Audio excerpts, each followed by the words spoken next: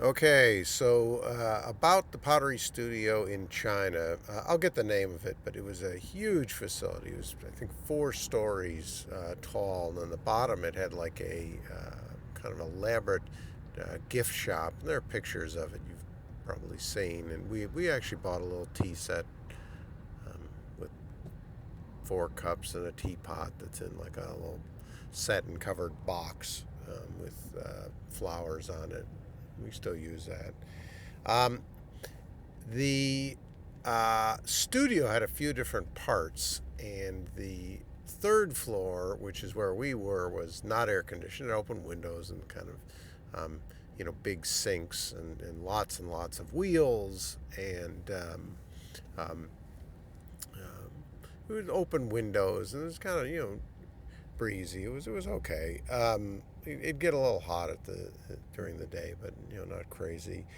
And then, yeah, we met, and I believe his name was Justin. I'll find out.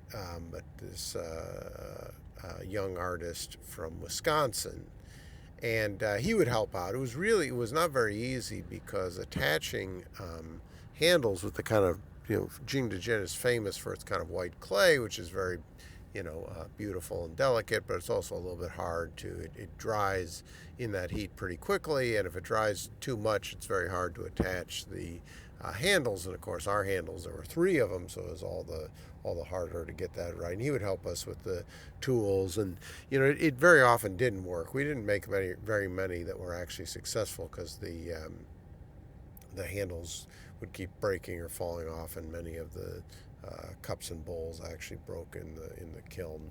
But we tried, we were at it, and then we'd spend as you noted, sometimes doing that, and then we'd intermix that with driving around to these little factories where we'd get samples, and there was a lot of iteration. We'd point to the samples which they made out of kind of a wax, I guess. These are the patterns, and then around the patterns they would actually pour the plaster of Paris, and that would make the molds. And then into the plaster of Paris they would pour the wet clay. It's called slip casting is the name of that process. But first you have to do the pattern, and the pattern is basically looks like the finished cup, except it's in 2 pieces because the legs were a separate piece from the body. I guess 4 pieces if you count all 3 legs. But anyway, you size those up, and then we'd look at them, make them a little smaller. None of it was done by computers; it was all just done by hand. So we'd look and say, "Oh, that's a little too wide," and we had it done by. We had done the original CAD drawings. We actually just printed all those out, so it was kind of very basic and very kind of low tech, really. I mean, they'd make these patterns by eye out of wax, and then that would kind of form the basis for the molds. And that's actually how they made even the first 3 samples, which they sent to us. So that was what the days were like, going back and forth and kind of take them a day to tweak that pattern, and then we'd ultimately accept that, and then it took them a week or two. They weren't able to finish the actual prototypes. It would take us, each time we'd make our samples, it would take a day or two to put them in the kiln, and then they actually glazed them in kind of one step. We'd pick a color, but it would take a couple days each time to get them back. And then the actual factory for those pre-production samples from the factory, that took even a little longer. And wow. And so that wasn't ready by the time we came back. They actually mailed us the 3 samples. They sent us pictures and then mailed us the 3 samples um, before we came back. So that's kind of, I think that's, the other thing about it was that we didn't realize this till the end, but there was a 4th floor, which was very fancy, and that was actually for like these world-class ceramic artists. We had dinner with one night, who was, a famous ceramic artist. He would paint on those. And he actually signed some of Lily's cups, so we still have some that are signed and decorated by this famous ceramic vase painter who came from Taipei. And So he was there, and that was the fourth floor, which was very nice and air conditioned, and it was a much different kind of scene than the sort of scrappy third floor where we were working. So that's that. You had alluded to, I think, better mousetrap. I think the interesting one would be to talk to Lily if she can remember it, but she had a product development process class, which was ironically was after, that was before, you may have heard me tell this story, but that was actually in 2014.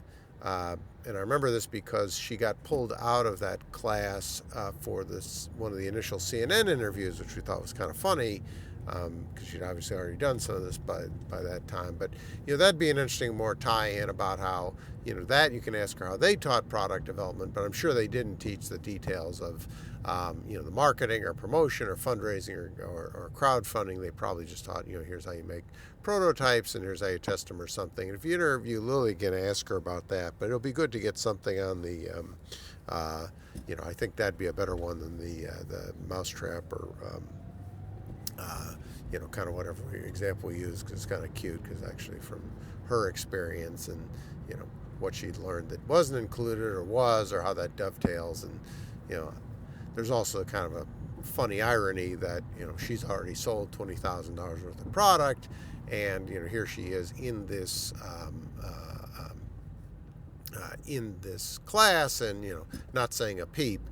You've probably heard the story, but the CNN producer's like, "Oh, that's a great segue. Can I interview that science teacher about product development process?" I said, "Sure you can, but there's a good chance that teacher doesn't know anything about it." And sure enough, that teacher had never heard, and Lily had never said a peep. And I think that's kind of an interesting kind of ironic arc about the story, that here's this very shy, quiet girl who's getting thrust into all these very high-profile situations. So I think it's probably a good, interesting opportunity to touch on that. And also fleshing out the story about packing the cups for that big first run. The way that actually happened was interesting. I pulled Lily out of class, half day earlier, last day of class before winter break, and we did it all in the basement of the apartment. We had boxes stacked to the ceiling and tons of them to rush them out for the 21st that we had to do ourselves. There